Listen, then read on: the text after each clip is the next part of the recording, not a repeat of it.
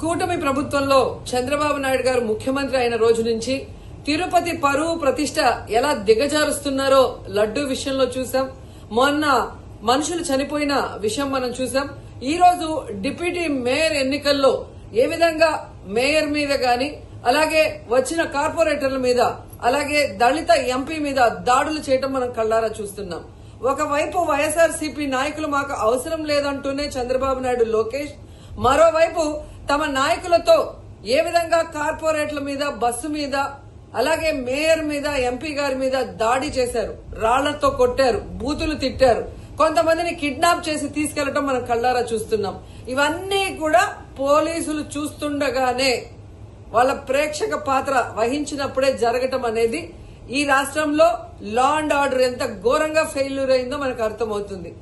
And Pawan Kalyan గారు, మీ MLA, Janasena MLA తిరుపతిలో ఎంత దిగజారిపోయి ఈ రోజు కార్పొరేటర్ని కిడ్నాప్ చేస్తున్నారో ఒకసారి గమనించండి. నిజంగా మీరు చెప్పుకున్నట్టు చంద్రబాబు నాయుడు, లోకేష్, పవన్ కళ్యాణ్ మాకు 93% సీట్స్ వచ్చినాయి మొన్న ఎమ్మెల్యే, ఎంపీ ఎలక్షన్ లో అన్నారు. మీది ఈవీఎం గెలుపు అని అందరూ కూడా అనుకున్నారు.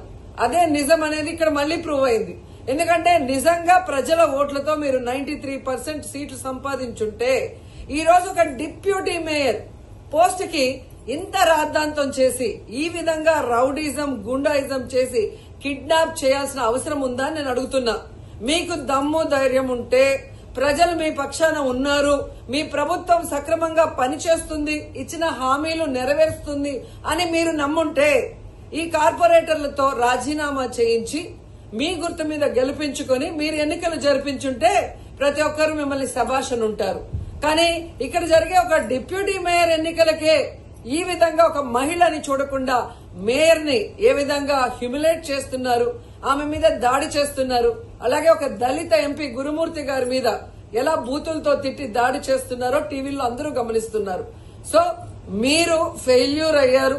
ఈ 7 నెలల కాలంలో ప్రజలు మిమ్మల్ని అసహించుకుంటున్నారన్న విషయం తెలిసి ఇలా దిగజారుడు రాజకీయాలు, రౌడీ రాజకీయాలు చేయాలనుకోవటం నిజం కాదా నేను అడుగుతున్నా. ఒకవైపు ఎలక్షన్ కమిషన్ మేము రిక్వెస్ట్ చేస్తున్నాం, ఇలాంటి కూటమి ప్రభుత్వం చేసే ఈ దారుణాలకి ఫుల్ స్టాప్ పెట్టండి. ఎవరైతే ఈ రోజు దాడి చేశారు, బూతులు తిట్టారు, కిడ్నాప్ చేశారో ఆ తెలుగుదేశం, జనసేన నాయకులందరూ కూడా టీవీల్లో కనిపిస్తున్నారు. వాళ్ళందరినీ కూడా అరెస్ట్ చేసి వాళ్ళకి పనిష్మెంట్ ఇవ్వాలి. అలాగే ఎన్నికలు, డిప్యూటీ మేయర్ ఎన్నికల్ని ప్రజాస్వామ్యబద్దంగా నిర్వహించాలని ఈసీని డిమాండ్ చేస్తున్నాం.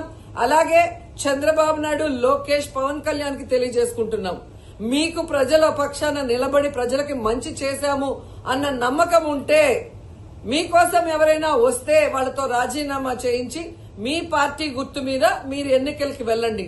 3 పార్టీలు ఉన్నాయిగా, బీజేపీ, తెలుగుదేశం, జనసేన. మరి మీకు ప్రజలు ఓట్లేస్తారన్న నమ్మకం లేదా?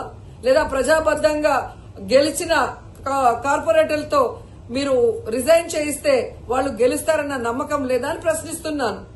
సో ఒకసారి తిరుపతికి అమిత్ షా వచ్చినప్పుడు ఎలా బ్లాక్ ఫ్లాగ్స్ ఊపటం, అలాగే రాళ్లు వేయటం అనేది మనం గమనించాం. వాళ్ళు మర్చిపోయి ఉండొచ్చేమో గాని ఈ రోజు రాష్ట్రం అంతా కూడా చంద్రబాబు నాయుడు తిరుపతికి ఎవరొచ్చినా, తిరుపతిలో ఏం జరిగినా, ఏ విధంగా దిగజారుడు రాజకీయాలు చేస్తూ తిరుపతి పరువు ప్రతిష్ట మరి దిగజారుస్తున్నారో అందరూ గమనించి వాళ్ళకి బుద్ధి చెప్పాలని కూడా ప్రజల్ని